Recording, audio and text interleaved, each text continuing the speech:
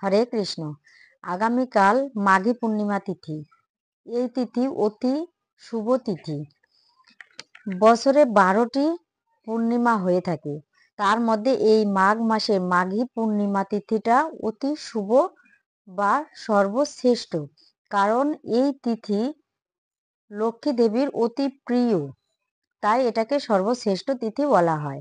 যদিও পূর্ণিমা তিথি মঙ্গলবারে মানে আজ শুরু হয়ে গেছেন, কিন্তু যেহেতু কাল বুধবার উদয়নকালে অথবা ব্রহ্ম মুহূর্ত স্পর্শ হয়েছে, তাই পূর্ণিমা তিথিটা আগামীকালই পালিত হবে।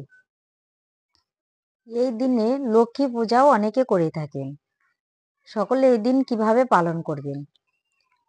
অবশ্যই সকলকে নিরামিষ আহার করতে হবে, কারণ কোনোভাবেই আমিষ আহার করা উচিত নয়।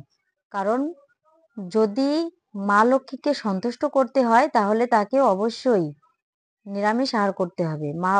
মা লক্ষ্মীর কৃপা যদি লাভ করতে হয়, তাকে অবশ্যই নিরামিষ আহার করতে হবে।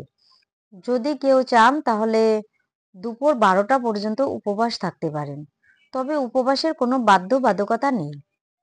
এই দিনে গঙ্গা স্নানের বিশেষ মাহাত্ম্য রয়েছে। সকলেরই কর্তব্য গঙ্গা স্নান করা বা পবিত্র নদীতে স্নান করা। তাছাড়া এই দিনে কুম্ভ মেলায় অমৃত স্নান রয়েছে। যদি কারো অসম্ভব হয়ে থাকে গঙ্গা স্নানে, তাহলে বাড়িতে গঙ্গা গঙ্গা 3বার বলে স্নান করতে পারেন, তবেও গঙ্গা স্নানের ফল অবশ্যই প্রাপ্ত হবেন।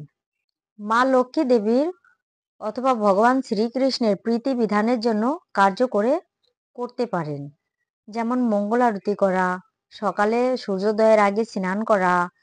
তাছাড়াও বিভিন্ন রকমের ব্যঞ্জন আদি রান্না করে ভগবানের ভোগ নিবেদন করতে পারেন।